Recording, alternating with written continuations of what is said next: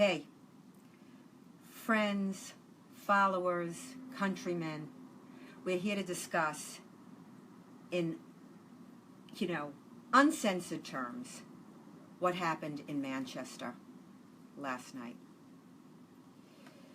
First, a couple of things. I want some context. This attack took place on the anniversary of the beheading of Lee Rigby. A young British father and soldier was beheaded in broad daylight on a London street.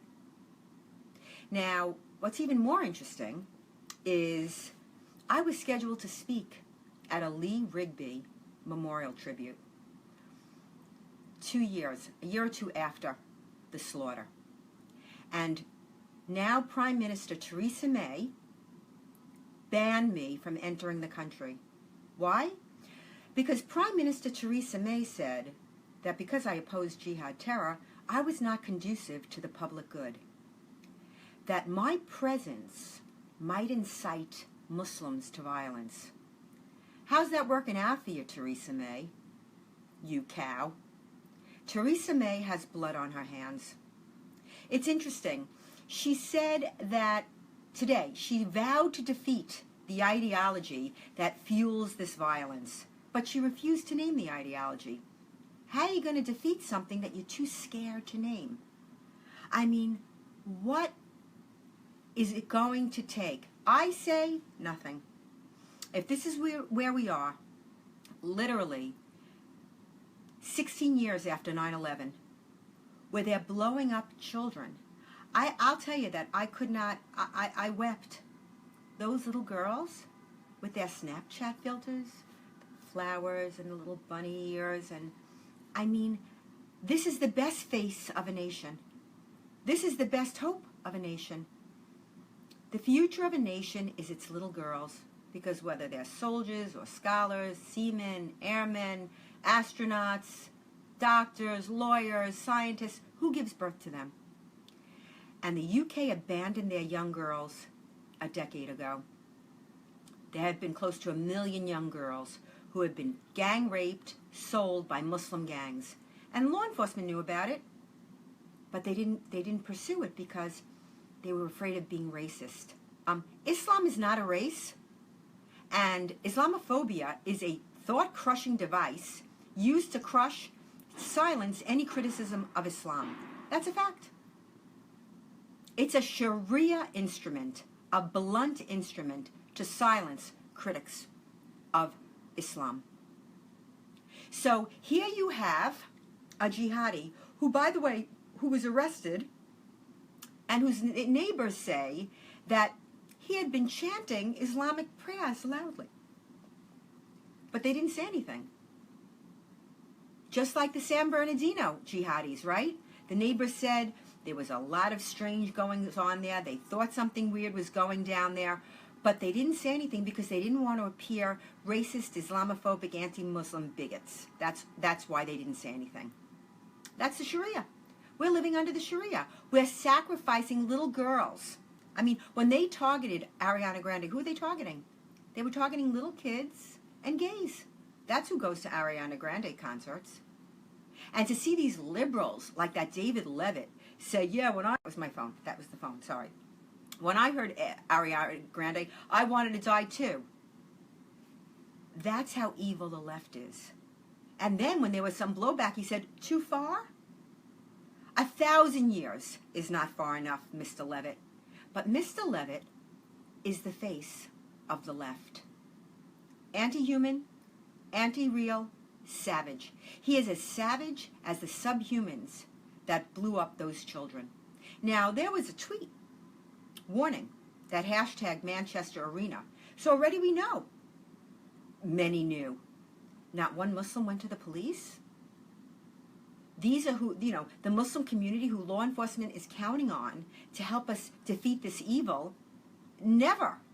Not Boston bombing, not Chattanooga, not Garland, San Bernardino, Orlando, Seattle tree bombing, underwear bomber. What's frightening is that we ain't woke. You know, that pro-terror activist who's been invited to give the keynote speech, at commencement speech at CUNY, which we're protesting. I hope you're coming. CancelSawsaw.com. She says that we're woke. No, what she is saying is you're asleep, and that's how you're going to stay, and I'm going to make sure of it. You're sleeping, and I'm going to finish you off. I think that this attack is more egregious, more monstrous. A, because it exposes these jihadis for who and what they are. They're chanting Islamic prayers, chanting. ISIS is citing Quran chapter and verse. And we insist this has nothing to do with Islam. You listen to President Trump. He says Islamic terror. He didn't say Islamist. Islamist, a made-up word by infidels who are afraid to use the word Islamic. By infidels, I mean, Islamist is not a word in the Muslim world. No, the West created that word, so they didn't have to say Islamic. Living under the Sharia, that's what that is.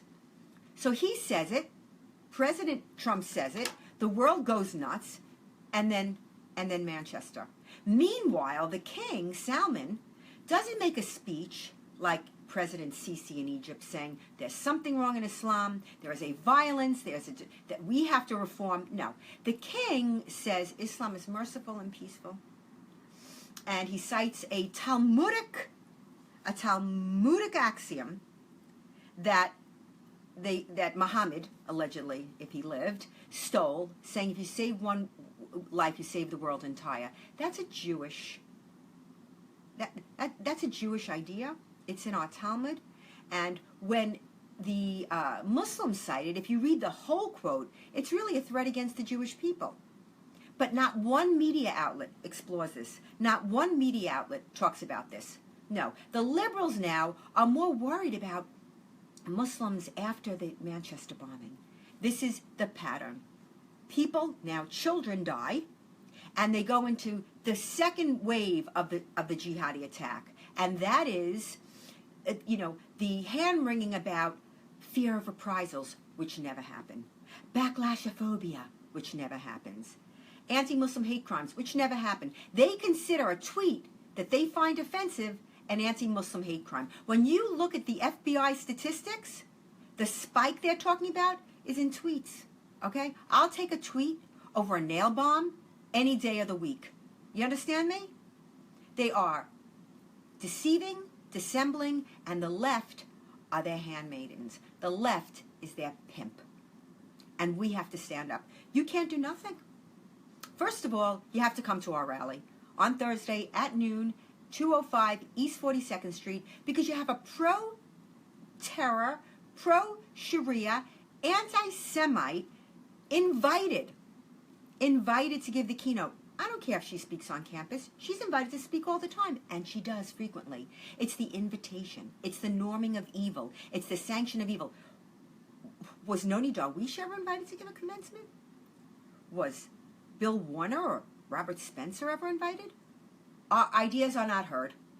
Our ideas are not heard, which is why we are in the fix that we're in. This should be a game changer. This should over. Enough appeasement, enough capitulation to these demands by Muslim supremacists has to stop.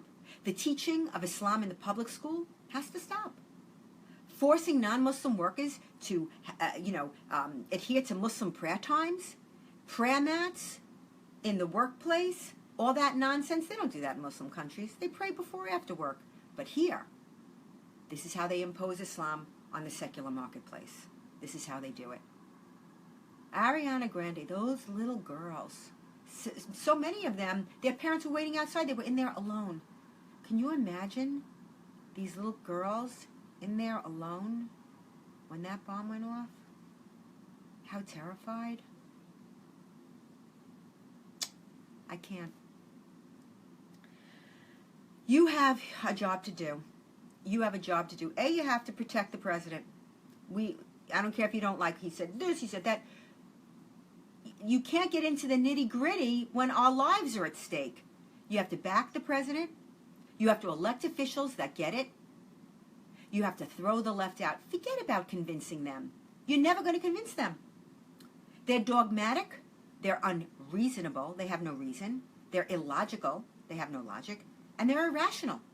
Completely irrational. You can't argue sanity to an insane person. You can't speak rationally to an insane person. They are evil and they want to destroy our freedoms. And your apathy, your indifference, or your inaction is making it possible. Because, let me tell you something, inaction is an action. Not doing something is sanction. Silence is affirmation. You have to, you must get involved. Even Facebook. You see, I have, what, close to, well over 1 million between my page and my personal page and my American Freedom Defense Initiative and Stop Islamization of America. Facebook has blocked my content. I update 20 times a day. It's not showing up on your news feeds, is it? No, they blocked it. Which means you have to take the extra step. You have to go to my page, Pamela Geller, and you have to share those stories. It's what you have to do. And you may get blocked and you may get banned, but that's the price in the war, in the information battle space. Because the enemy media is the biggest weapon that our enemy has in his arsenal. Not the nail bombs, not the knife jihad, the enemy media. They're the enemy. And so I leave you with this. First off, go to cancelsawstore.com, get to New York, join your fellow countrymen that are standing in defense of freedom. Tell your friends if you can't be there. Share the link. Go. Get involved. Get involved in your town. Get involved in your city. Be prepared for withering attacks.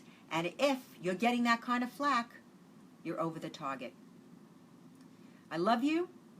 We stand together as one. We are an army of Davids, and we're going to defeat this. I don't know at what cost, but I can tell you, we're going to defeat it. God bless you, and God bless America.